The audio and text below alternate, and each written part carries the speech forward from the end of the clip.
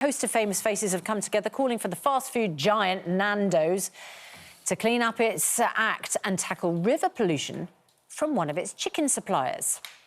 The River Wye has had its health status downgraded, blamed on manure from factory farm chickens, and now celebrities like Joanna Lumley, top chef Hugh Fearnley-Whittingstall are calling on Nando's, which buys some of its chickens from farms near the Wye, to lead the way in fixing the problem. I don't think they're saying it's only Nando's, but Nando's is in the firing line. Hugh joins us now.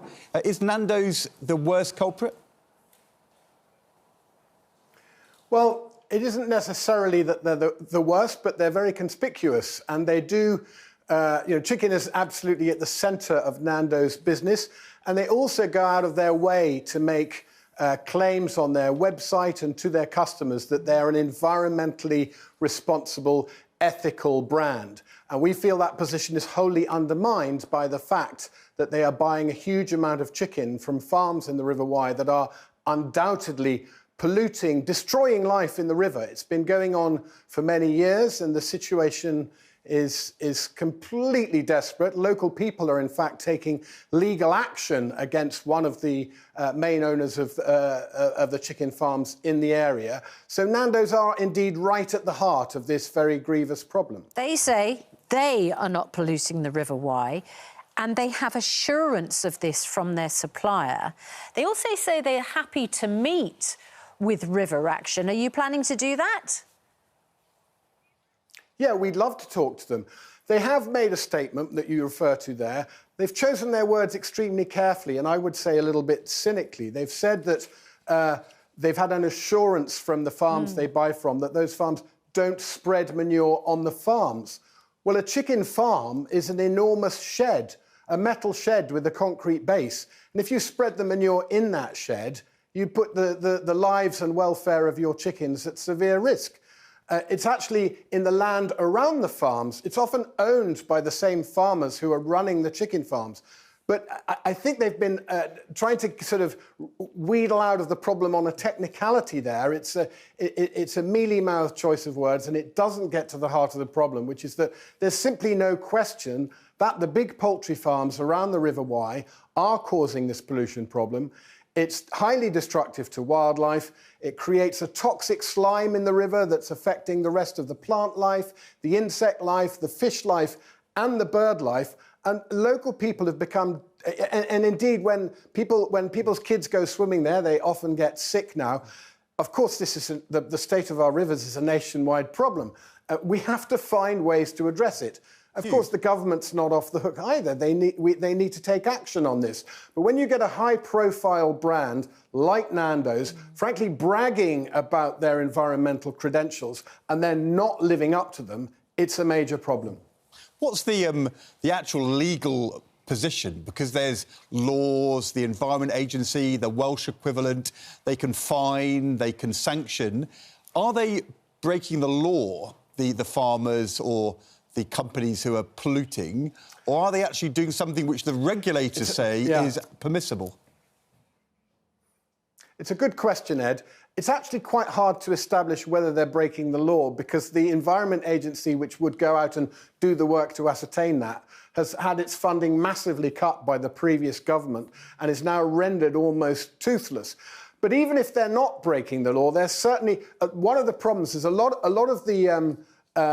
practice around this is based around guidelines rather than absolutely strict law. So the guidelines say you shouldn't spread manure on the fields when you know it's going to rain. Obviously, the weather is an uncertain thing. That it's better not to spread the manure within a certain distance of watercourses and river edges. But a lot of that is voluntary and therefore can be widely ignored. And if you've got a regulatory framework that's largely fallen apart because of lack of investment and lack of enforcement, then the door is wide open for the chicken factories to pretty much do what they like when it comes to disposing of the chicken manure. Right. We actually had a statement from DEFRA saying the level of pollution in the River Wye is unacceptable. That's why we're working with the Welsh Government and local partners to influence the right changes on the ground and improve the river's health. But whether they're actually doing anything, who knows? We'd look forward to hearing about your meeting with Nando's. Can I just ask you about another issue, which is something you will be an expert on? A couple of weeks ago, Idris Elba made a documentary for the BBC about knife crime, pointing out there were 50,000 serious knife crime offences in England in the last year, a quarter of them by knives which you would commonly find in the home, a lot of them kitchen knives. Idris Elba says that to be a top chef, you don't need a knife with a point, the kind of point which is used to stab somebody, and we should change the way we sell knives in our country so that we can cut back on knife crime, and that this is something good chefs would support. And given you are a great chef and you're with us now, is Idris Elba right?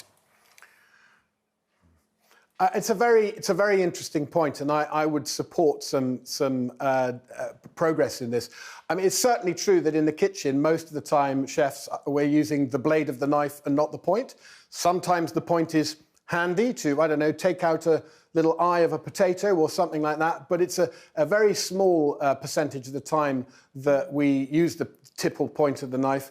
I think culturally it would take some adjusting to. I think, you know, it's a very, very long tradition of the way knives are made and shaped. But I'd be all in favour. I mean, this is clearly an incredibly serious issue across the country. And if it saves just one life or one grievous injury, then it seems like an absolutely worthwhile development. Don't want to add to your burden of meetings, but once you've done Nando's, I'm booking you in to meet Idris Elba, and that's the next campaign.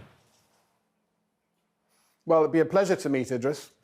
Great. Yeah, well, it sounds like, you know, I think a lot of people, when he made that comment, thought, no, you know, chefs won't take that to, you know, seriously. But it's very interesting, your response to that, Hugh Fearnley-Whittingstall, because you're right. Whatever we can do, we should be aiming to do. Thank you so much for your time this morning.